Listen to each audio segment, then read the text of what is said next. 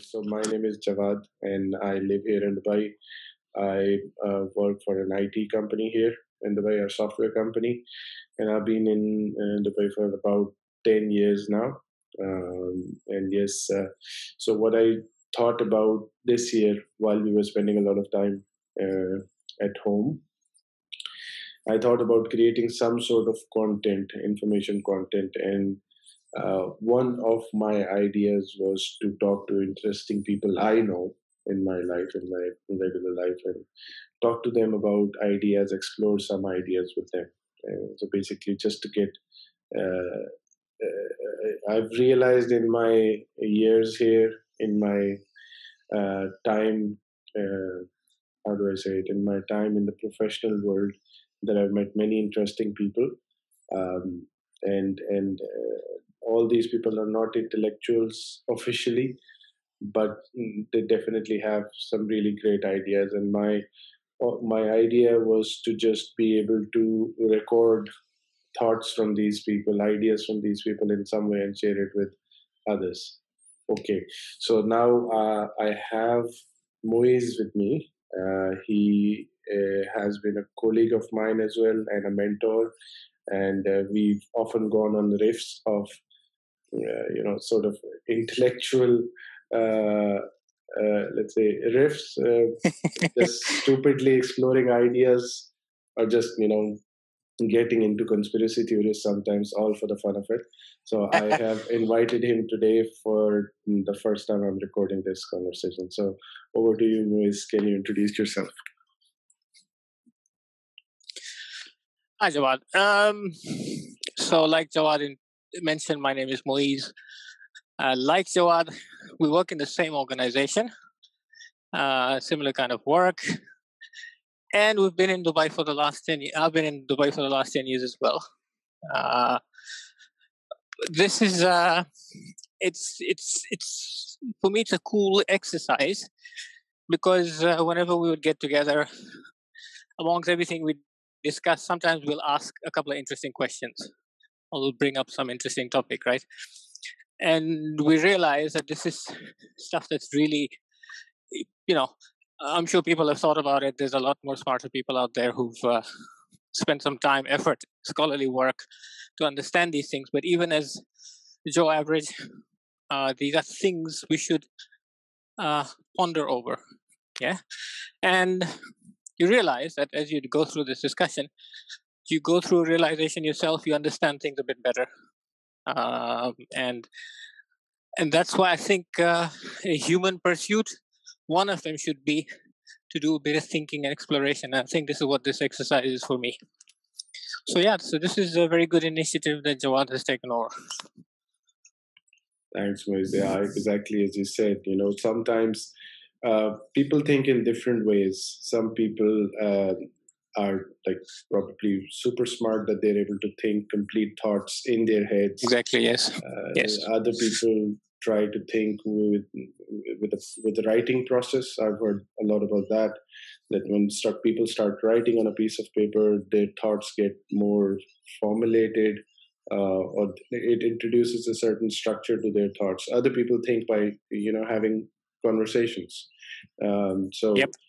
really, that's the idea. We're not as we're not experts, but I do believe there is a lot of wisdom in common people, and we just want to explore some of that. Not claiming to be intellectuals ourselves, but really what the world around us has taught us, what the people around us have taught us, what our teachers have taught us, what the information we consume has taught us. Maybe some of that we can explore. So let me segue to the topic that we thought about, that we want to talk about today. And it is somewhat of a cliche topic, but let's see where we go. The power of mind. Um, it's I think in popular culture, especially in the self-help literature, we've heard this a lot, right? So, Moise, I want to get your view on what do you understand from the phrase "the power of mind." Yeah, it's interesting. Firstly, it's the term mind, right? I think how people interpret that. The mind has, I think, a physical element, a philosophical element, a spiritual element as well. Uh, I think it's generally agreed that you distinguish the mind from the brain. The brain is a physical organ. The mind, I think, becomes something a bit more broader and maybe a little bit abstract. Um, so, keeping that in mind, also, I think historically, if you think about it, mankind, the earliest man, if you follow a religious view of creationist view, the first man on the planet, or otherwise, um, they probably had right from the beginning an understanding or a concept that there is something called the mind, something that allows them to understand the world, not just from a sensory perspective, but something a bit more deeper. Um, and so this is something that's very fundamental, very basic. And also from a perspective of how powerful the mind is. Now, this cliched statement, mind over matter, you see that in different pursuits.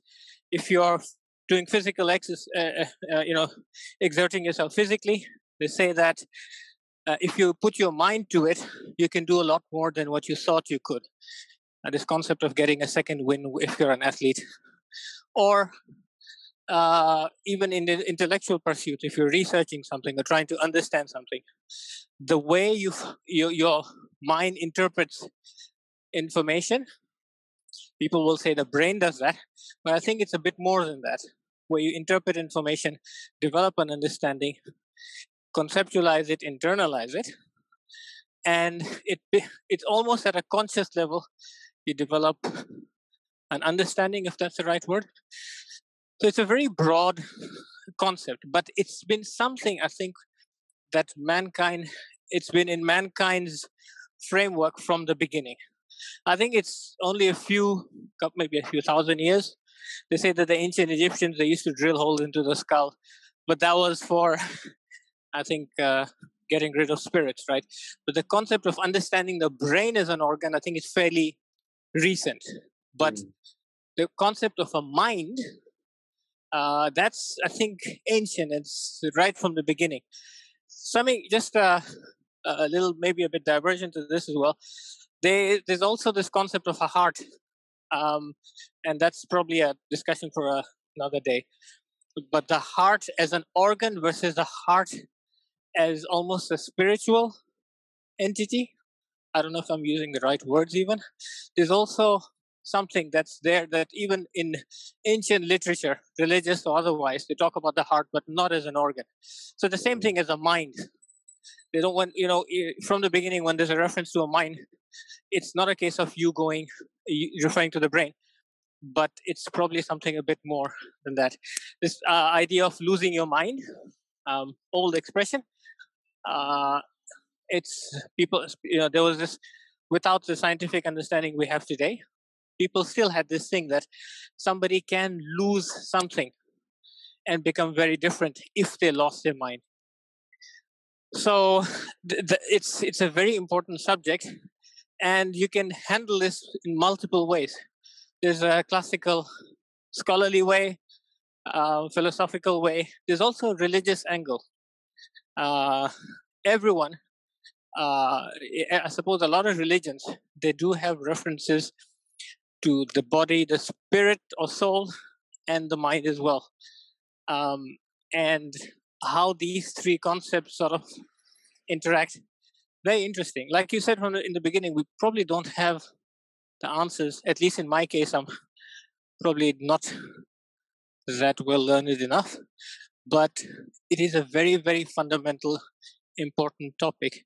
And I think it's something people need to ponder and see if they can not master it, but at least develop a better understanding of this concept. So you differentiate between the brain and the mind. How do you differentiate that? it's a very interesting thing, right? So if you go, and I haven't done this, but this is based on like you said, understanding over time. The brain is a physical organ, right? Muscle, fat, tissue made up of synapses that fire and connect in different ways. So it's a very physical element of the brain.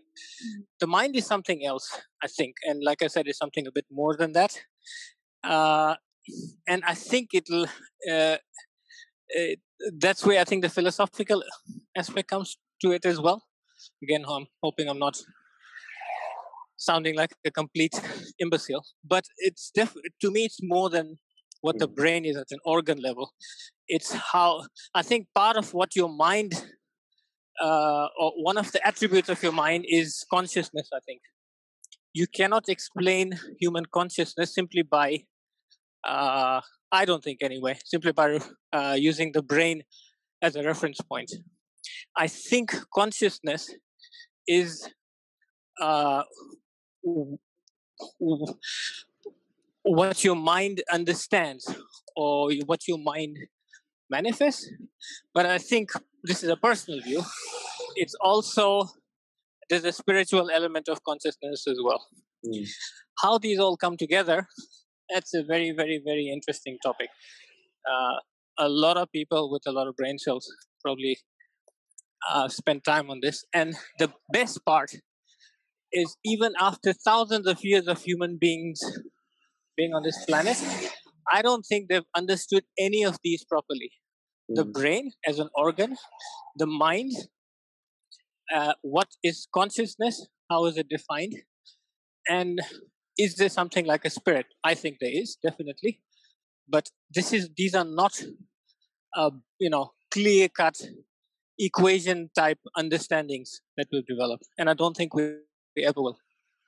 Yeah, consciousness and spirit, definitely. From a scientific point of view, there are still too many questions that are unanswered. Yep. On the brain, yep. The way I think about it is, there is a nervous system, right? So right. I'm going to sound like a complete idiot, but the way I understand it is, in the human body, you've got all these sensors. I guess they would be nervous in the nervous system, and right. These signals that these are basically inputs that we get, and the brain processes them, and it instructs the nervous system to react to them. Right, there is one right. system. There was a book I was reading when the body says no. Right. Earlier this year. And it was talking about multiple systems in the body. One of them was the nervous system, which is to do with the brain, I think. The other one was the hormonal system, the endocrine system. Right. And there's a third one, I'm forgetting what it was. Yes, the immune system. So immune system, right? What this, and I'll credit the author. He's a really fascinating person, Dr. Gabor Mate. I've listened to him speak, of course, on YouTube, some of his talks. And what he defines is that these systems are not independent systems. The nervous system is not independent of the hormonal system, the endocrine system.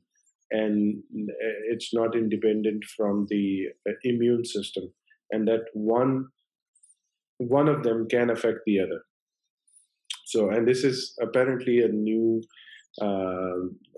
this is definitely getting a lot of attention in the medical world as well. I guess the nervous system, you see brain as an organ of receiving input, but I think from what I get, is that you're defining mind as something that creates meaning or a meta identity over the basic input that we're getting through the brain.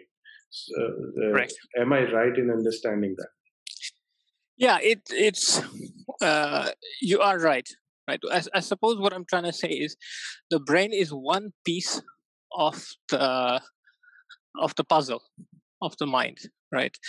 And that is, like I said, that's manifested in a physical way. But then there is other elements as well, which I think the scientific world will try to explain through evidence-based science, but it's very tricky. And that is, like I mentioned, it's things like consciousness, it's things like how you develop deep understanding, it's things like what happens when you go to sleep, right? One of the most fascinating things I was reading recently is it's still not understood what happens to you as a person, the physical level, when you actually go to sleep. It's still a mystery. And I think when we talk about the mind, it's these kind of things, it's additional layers of complexity that's not only defined by the brain, but this, like I said, additional layers. And the whole sort of you can define as this is what a human mind is. What you're saying is right also, is that the human body, it is definitely interconnected. It is one. I assuming we don't abuse it. It's one system, or it's a very, very, very set of complex systems, but they work harmoniously, right? And the brain plays a central part to it, but the mind also, I think, as a whole, as a holistic concept, plays a very, very important part of the human as a whole. It's, like I said, I probably don't have all the answers, but this part I feel a bit strongly about. You cannot only refer to the brain. There is still these elements of unknown, which I don't think we've understood. Even the brain, for example, how the brain functions over and above just number of calculations it can do per second. More than that, how the brain functions as an organ, how it manages the human body, and I'm just I'm just talking about the brain, how it helps the body, the physical body, to repair itself, but also something a bit more than that. You can damage yourself not just by physical damage, but things that are not necessarily physical, but your mind helps you repair those as well, right?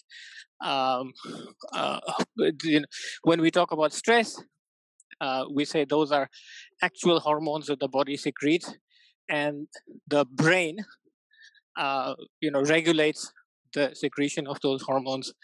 But I think, again, there's something a bit beyond that. Is it how you feel and how you perceive things? These are things that I think they're a bit they're more than just referring to the brain, right? I mean, the concept, the question, how do you feel? It's never a case of I feel hot and I feel a pain in my shoulder, and it's not just a physical manifestation. It's when you ask a person how do you feel, you're asking for a bit more than that. So that's where this whole concept of the mind comes. It's something that's not probably understood completely. Whereas to me, at least, it's definitely more than the brain is an organ when you refer to the mind. In your life, have you seen examples of the mind playing a significantly important part in how a person has accomplished anything, or just their life in general? I have one very vivid example. This example, I suppose, will stay with me forever. I was in grade 8, and I was studying French, and I had an external teacher. She came to do our final year assessments, including a verbal assessment, right? And when I was talking to her, she said that, look, I've been diagnosed with a terminal disease, and I've been told I will not live beyond the year. And she said this not as a person who's depressed, but She said it matter of factly, but also there was a bit of, you could feel that there was willpower and strength behind what she said. It was obviously not something nice to hear, but I met that same person 4 years ago when I went to university. She was still alive, and I asked her, "Do you remember me?" And she said, "Tell me." And I said, "You came and you ran these exams for me. I was in the city, and you came to my high school." And she said, "Yes, I remember." And I said, "If you don't mind me asking, how? I'm very, very happy to see you. I genuinely am happy to see you. You look healthy. What happened?" She said, "Look, uh, physical science said I will not survive more than 6 months to 1 year. But I'm a very strong willed person, right? And using a mix of my own willpower, changing my diet, changing my lifestyle, and not relying on too much uh, medicine. I actually left the medical treatment that was provided to me. I went on a more natural way of living. I've managed to beat this disease." And she credited her mental strength, right? And this, like I said, this example will live with me for a very, very long time. That doesn't mean that everyone can conquer absolutely every disease simply by putting their mind to it. Although I actually think you can make yourself better if your mind, you have a better understanding and use of your mind, for the lack of a better term. There's just one thing I mentioned there, this term of concept of mental strength, right? And it's a human personality, it's a human trait, and it's a very, very important trait. Some people are mentally stronger than others, right? You can define it by personality traits and you can do psychological assessments and so on. But again, to me, that's something that comes back to their understanding and control of their own mind, and that's not something you can purely explain by brain through brain power, right? So yeah, with your mind, you can. I genuinely believe you can probably achieve a lot more, but to do that, you have to get a significantly better understanding of what it is, which, to be honest, I don't. But it's very fascinating. How long was the time duration between then and 4 years ago when you met this person? No, sorry. So when I met her the first time, and then when I met her again, it was 4 years. I'm talking about when I was in high school. Okay. So this is what I'm telling a story from. I met her the first time in the late 80s, and the second time in the early 90s. So old story, but I still remember. I've forgotten a lot of people's faces and so on, but I remember that lady's face. They show a petite French lady. I met her in my university again. I'm genuinely happy to see her. I hope she's doing good still. Yeah, I haven't been in touch, unfortunately, but yeah. You said something about mental strength. Mental strength. Yeah. What exactly do you mean by it? Do you mean, is it faith in, is it faith in the fact that you'll be able to conquer your circumstances, whether they be any sort of circumstances, whether it's something related to a disease or something outside of yourself that's not going okay, a business or some project or some tasks that you've set for yourself, or a relationship even? How do you define mental strength? Is it the faith that you'll get over it? It's again a very good question. It's very broad, right? So if you use sports as an analogy, right, you get these sportsmen who seem to be able to do and achieve the really difficult stuff. It could be a football player or a golfer or somebody who plays cricket or whatever. They'll be able to do stuff that other people are not able to. Right? And when you sit down with them and have the conversation saying, how are you able to do it? So you learn about, yes, they've probably been at it since childhood. They have a passion, a love for the sport. Um, they've got their own technique and discipline. But a common theme amongst them will be that they're mentally very strong. That means they will not let the circumstance Mm. let them lose focus. If they will have to make changes to their game, they're able to do that. Their thinking is clear, right? And they are able to manage their fear of failure, right? Now, how do you do that? You can say that, yes, it's like the muscle, the brain is like a muscle. You can train it. You can put yourself enough of these circumstances, and you can train your brain. I think it's correct to some degree, but probably not. That will not give a complete answer.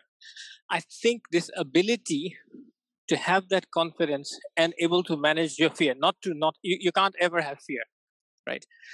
Fear apparently being a hormonal secretion. It's impossible not to be afraid. In fact, they say fear is good for you. But how you manage that and how you can, yeah, how your mind takes over in these situations and achieve or become successful, right? I don't think it's only physical training. I'm using a sportsman as an example, sportsmen, sportswomen. It's not just a physical training. It's not just uh, you're putting yourself in the same situation constantly and training your brain as a muscle. I think again, the mental strength part is something a bit more than that. Uh, uh, and I think that managing of fear, I think, is one good example. That's a really interesting concept. Fear management. I don't know if you've heard of Tim Ferriss. Have you heard of Tim Ferriss? I've heard the name. So Honestly, probably I saw a YouTube video floating somewhere, but yeah. it's probably one of the most famous podcasters, author. He's basically obsessed with finding out what is the secret behind world-class performers' Right. success. So one of the things that he himself is a very successful person. So one of the things he talks about often is again this management of fears, and I believe there is a very interesting TED talk where he says it's about fear setting. He calls it a fear setting exercise, and he kind of relates it to Stoicism, the Stoic philosophy. Right. And what he basically describes it as, or at least my understanding of what he describes it as, is the way you manage your fears is that you make them explicit. So you exactly don't let it be an undefined fear. So let's say if you've had some sort of anxiety, or you're having some sort of anxiety or fear, a fear-induced anxiety, Right. then you write down exactly what you fear, or try to figure out what you fear.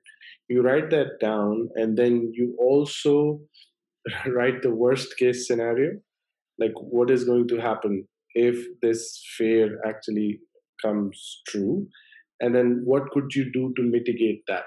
So this fear setting Right. exercise he actually does as an exercise, like writing it down.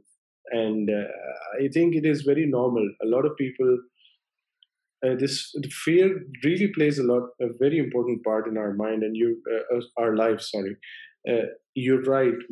It is definitely uh, an indication of a strong mind. The way we say it, strong mind, that you are able to manage Exactly. your fears, right? And the other part that you mentioned was self trust or determination, something along those lines. So manage your fears and have trust in yourselves. Yep. That's what I heard from you, right? That is, there are two qualities of a strong mind. Yeah. I mean, look at the language we use as well, right? So the mind as a concept, right? Um, when we talk about uh, mental strength, right? We talk mental coming from the word mind, right? We don't talk about brain strength. Um, when we talk about mental fatigue, right, it's not about your brain being tired as a muscle. So, as a concept, the mind um, is very fundamental, and it's an original concept, right? Meaning that from the beginning of man, however you interpret that, it's a concept that's been there. Um, uh, so, but to me, again, for me, the biggest fascination is still not having a complete handle on how to frame it. If you do an experiment and you call on this, if you do a podcast and you bring a brain surgeon, a neurosurgeon, or a neurologist, you bring a philosopher, you bring um, uh, uh, Neuroscientist, maybe. Neuroscientist, somebody who looks at your endocrine system, I don't know, your hormonal system. You bring a psychologist and you bring a psychiatrist, right? And each will probably come with their very detailed and very precise understanding of the area. But you'll really struggle to find somebody who can pull all of those things together and relate it to the concept of a mind, which, to be honest, is, I think, how you can probably describe the mind, plus a bit more, right? I believe there is obviously a spiritual element to it. I don't think anyone really understands what is a human spirit, although it's part of our language. But there's also a spiritual element to a human mind. What do you think? What is your? So we've talked about a strong mind. What do you think a weak mind is? Or how does a weak mind manifest itself? It's a interesting question, and when you talk about a weak mind, you can expand that concept, or you can use different language, and you can say this is a person with a weak character, somebody who will take the easiest way out, right? And you can describe that person equally well as this person having a weak mind, or is not strong-willed, or has a weak character. Again, there are these abstract, non-physical terms to describe a mind, right? Character, uh, and so on.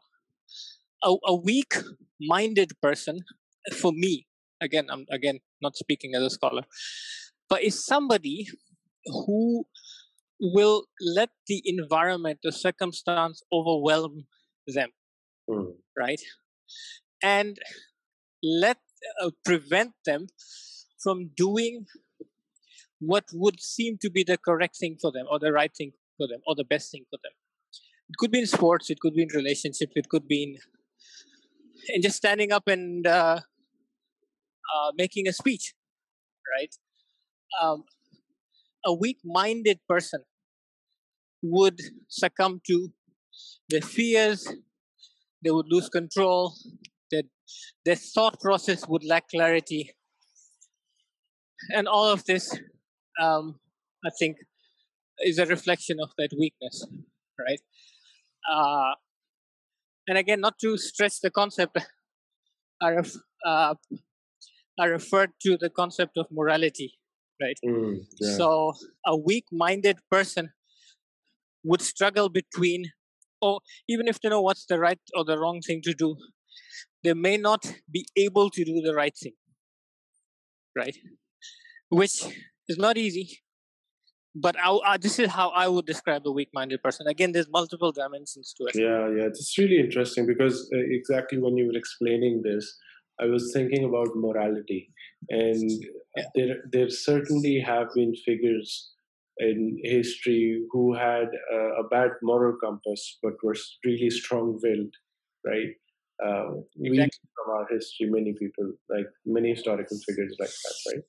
So even though there are levels to this, I believe. So one is that how do you form a belief, right? Whether your belief is a moral belief or an immoral belief, and then how determined or strong-willed you are to take action based on that belief. And so in your definition, a weak character and a weak minded person can be the same thing, because because their mind was weak and they formed an immoral belief. Yes, yes. You can, I suppose you can go down to even simplistic levels. They may struggle to understand what's right and wrong, and even if they do understand what's right and wrong, um, they might not be able to act upon it. Right. The concept of right and wrong being another subject we can discuss Definitely, separately. that's a big one. But let's just say, yeah, we'll probably explore that in another conversation, because that begs yeah, the question. Okay, what do you define as right? It exactly. gets into all sort of philosophical questions about whether we talk about right for the individual, or we're talking about Right. right for the whole, or For a group, yeah. for the whole or the group. And yeah, exactly, there are different levels. There's the individual, there's the group, and then there's the whole, right? Everything. Yeah. What is Yeah. and what is right? uh, uh, Eh, Nature. I was reading this one book. I'm listening to the audiobook actually, Ray Dalio's Principles. And yes. one of the concepts he mentions is um, uh, learning from nature. So he says that Right. I look to the laws of nature to understand what reality is or what is true. And I try to align my thinking or the way I model the world with how nature does things. And Right. he says that the nature optimizes for the whole. So I guess by his definition, nature or the moral thing to do would be the right thing for the whole. But yeah, that's such a complicated subject. And there's something you mentioned there, right? Again, it's almost an abstract concept. This concept of understanding, right? How do you truly understand something? How do you truly perceive something, right? Now, a brain surgeon will tell you, you develop an understanding. It could be understanding a mathematical equation or a physical concept. You develop an understanding by taking all the information, stimulus. Your brain cells form patterns and they form connections, right? And that manifests itself in what we call understanding. But I think again, there is this. I speak for myself. There is this feeling that it's more than that. It's not just your brain cells learning a formula, but deep understanding and deep perception, right? That goes beyond how your brain cells fire. And understanding to me also is a key concept of how your mind works. Yeah. It's interesting. Our language is obviously old, so we're speaking in English, right? And English obviously is an old language. It predates a lot of our physical understanding, before medical science cracked open a human skull and ran MRI scans and CT scans and so on. So there are concepts of morality, right, wrong, understanding, sleeping, thinking, everything. If you look at these terms, right, they're all abstract, uh, and they all relate to the mind, right? Consciousness, uh, and they're all there. We all understand these, but they don't, and none of them are directly addressable by purely thinking in terms of the brain. It's again something a bit more, I would say, complex and a bit more layered, like you described it.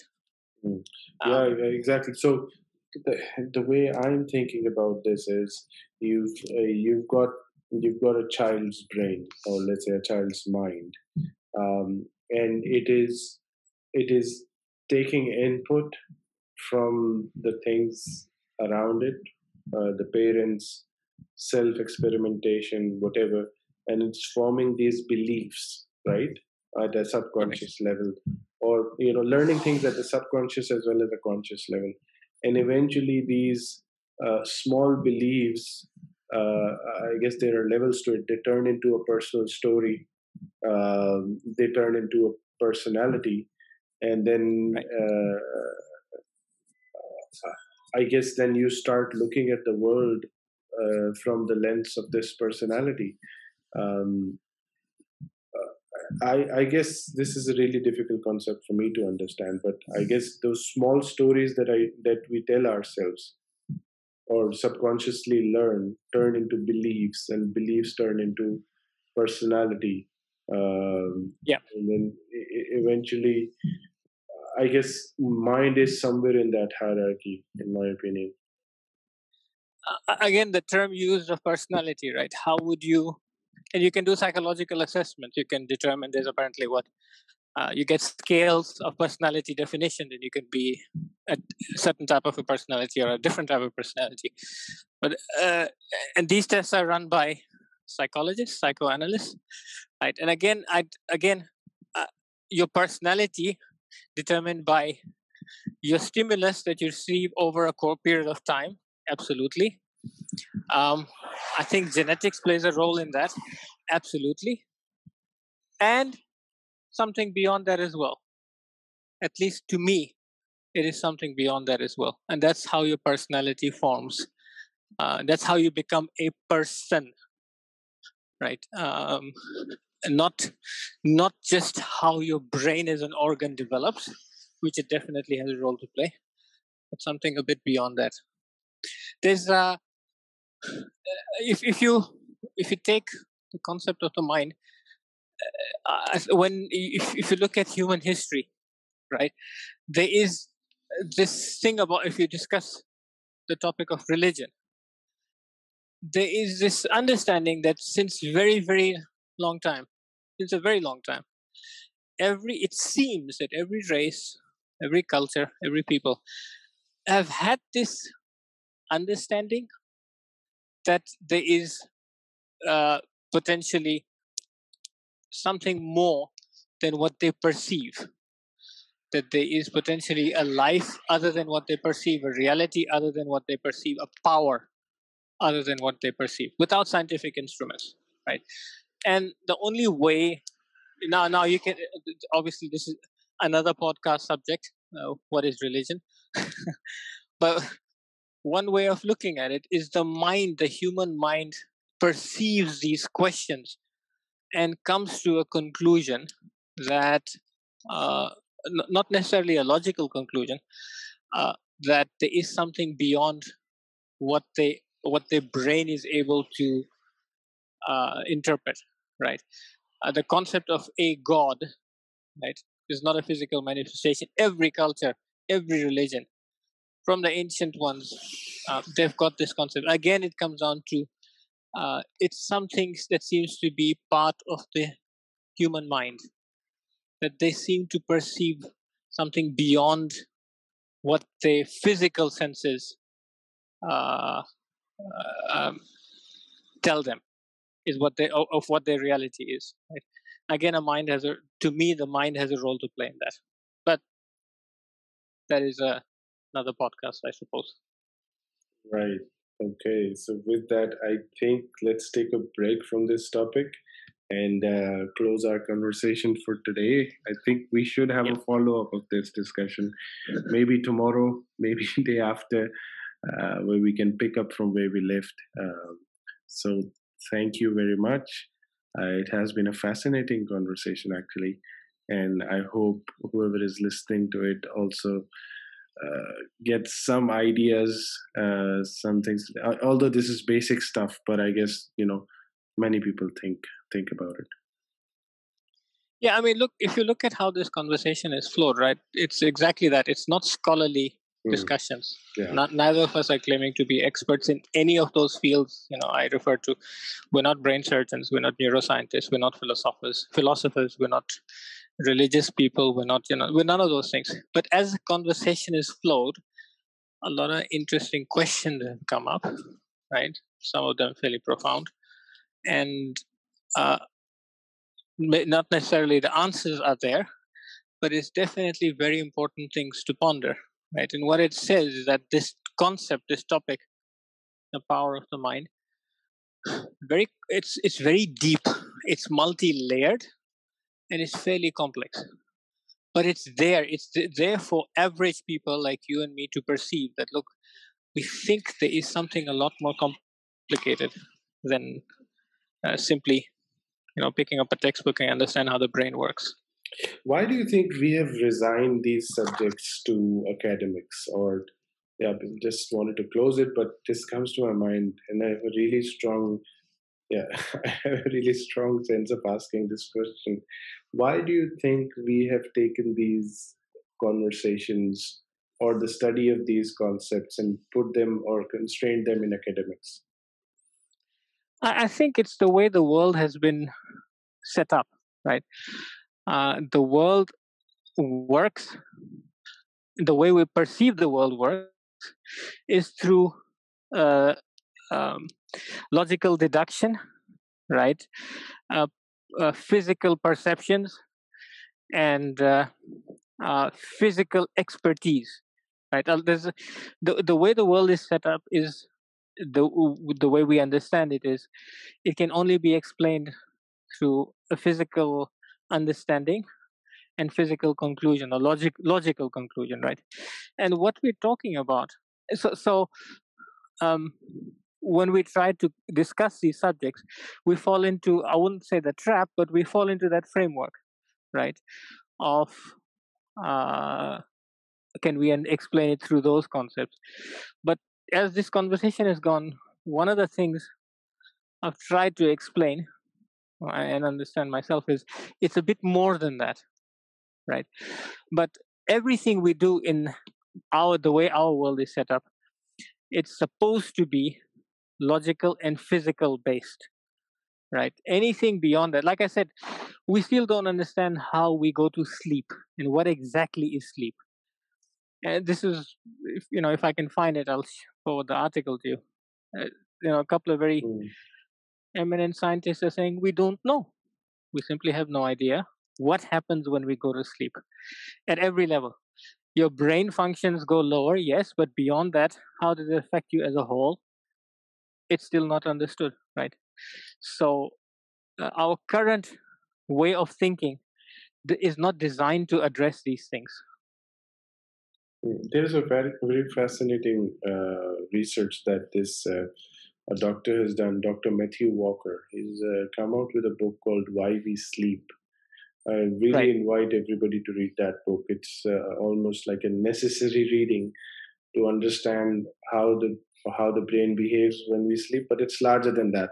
It talks about right. sleep in general, the function of it, why because one argument that he makes, like from an evolution standpoint, is um, it doesn't make sense for an animal to sleep because they're open to predators. They're open to all sorts of danger. So why has nature protected this process of sleep over millennia? And Yeah, he tries to explain the importance of sleep from that perspective, and with really good research as well. I mean, without being an expert, um, what does sleep do to our consciousness, right? Um, just if we take that one question, right? What happens to our consciousness, however we define it, when we go to sleep? Does it cease to exist? Are we completely not conscious? Not as in the physical stuff, but the, I think, metaphysical definition of consciousness. What happens to that? It's very difficult, I think, to explain this. Now, without having read the book, you have read it, I haven't. Yeah, I'm pretty sure it'll be very, very good at explaining these from a historical perspective, how sleep affects us physically, and so on, and the function of sleep. But the non-physical aspects, um, very, very, I think that's still open to understanding and interpretation. 100%, and definitely we can probably have a conversation on that subject as well.